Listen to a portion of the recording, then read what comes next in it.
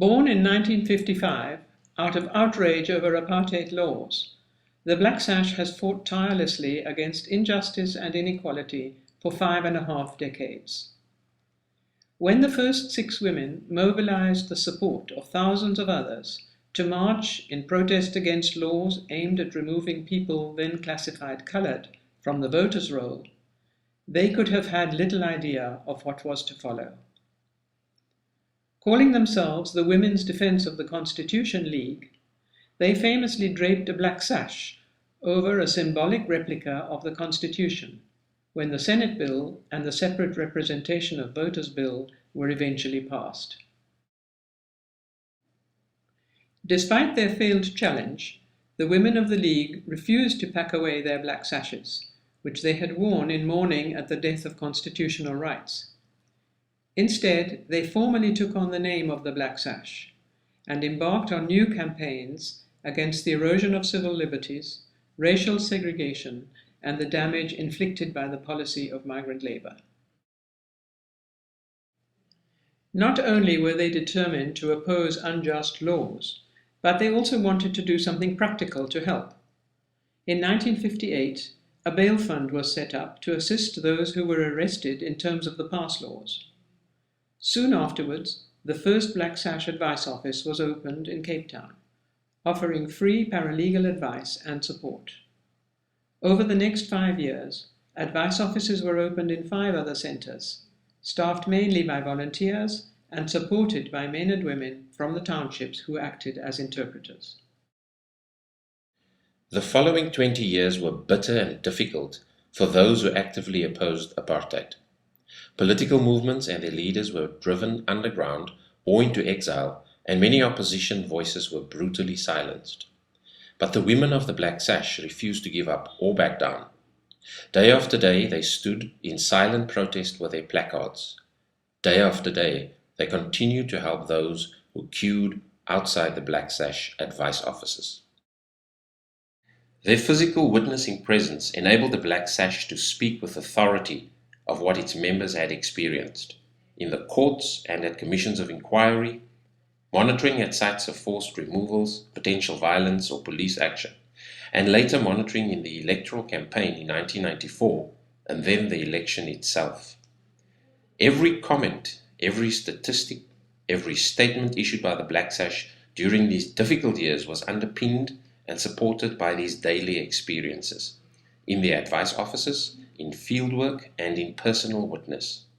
This strong foundation of first-hand knowledge earned the respect of many who came to rely on this information. But resistance inevitably brought greater repression, and many of the Sash women themselves were arrested, taken into detention, kept under surveillance, and harassed during the traumatic 70s and 80s in South Africa. When Nelson Mandela eventually walked free from prison in 1990, he made reference to the Black Sash in his first speech, delivered at the Grand Parade in Cape Town. He said, "The Black Sash was the conscience of white South Africa during the dark days of apartheid."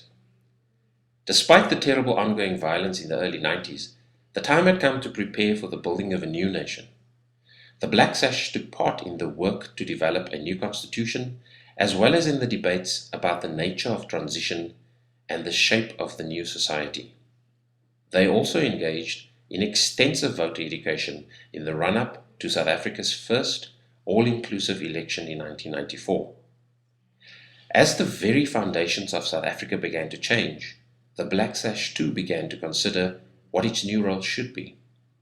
Gradually, and at times painfully, it moved away from being an organization that was member-driven and almost entirely made up of white women volunteers. By 1995, the Black Sash had evolved into its current structure of a professionally staffed, non-governmental organization led by a national director and accountable to a board of trustees. Although much has changed in terms of the structure of the organization, much of what was unique and remarkable about the Black Sash has stayed the same. The fundamental values and principles that drove the Sash through 40 years of fighting apartheid and 15 years of building democracy remain unchanged. The belief that our government must be accountable to all its people and attend to their basic needs in a participatory and dignified manner, and the conviction that social and economic justice are fundamentally important to making democracy work for everyone. The Sash today is an organization of diverse and dynamic South Africans who share a commitment to this vision and an appreciation of how policy, legislation, and administration impact on people's lives. And like the Sashes that went before them, they continue to work to realize the rights of the poorest and most vulnerable in our society in 4 key but different ways. They educate people about their rights. They advocate for policies which promote and protect those rights. They monitor rights-based service delivery and exercise vigilance when rights are undermined in communities in crisis. And they provide free paralegal advice to people on how to access rights within the law. Why? Because, despite the promises of the South African Constitution, many social and economic rights have yet to be promoted by our policies and realized in law. Because, despite our many good laws, the queues of those trying to navigate bureaucratic corridors, seek clarity, and realize their rights are still too long. And, despite the promises of our democracy, too many people remain excluded from meaningful participation in our society because of unacceptable levels of poverty and unemployment. As we move into the next decade, the Black Sash has decided to focus on 4 key areas to address the injustice of poverty and inequality, namely social security, consumer protection, social services and subsidies, and decent work and livelihoods. We need to continue our work towards a comprehensive social security system that is based on principles of social solidarity and equity, and which makes provisions for our high levels of poverty and unemployment.